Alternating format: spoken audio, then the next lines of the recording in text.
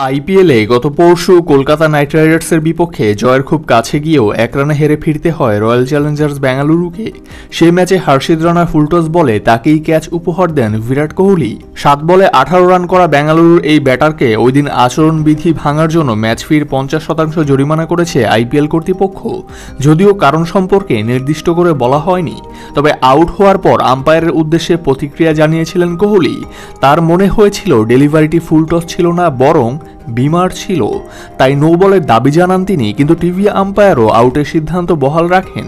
Slower ডেলিভারিটি খেলার সময় crease ছেড়ে কিছুটা বেরিয়ে আসেন কোহলি। তখন বল তার কোমরের ওপরে ছিল। মাটি থেকে 1.04 মিটার উচ্চতায় ছিল বল, কিন্তু হকাইতে দেখা যায় কোহলি যদি ক্রিজে থাকতেন তাহলে বল তার কোমরের নিচেই থাকতো। সেক্ষেত্রে মাটি থেকে বলের উচ্চতা হতো 0.92 মিটার। কিন্তু কোহলি আউটে অসন্তুষ্টই থাকেন। নাখোশ ছিলেন বেঙ্গালুরুর ক্যাপ্টেন ফাফ ডু প্লেসিসও।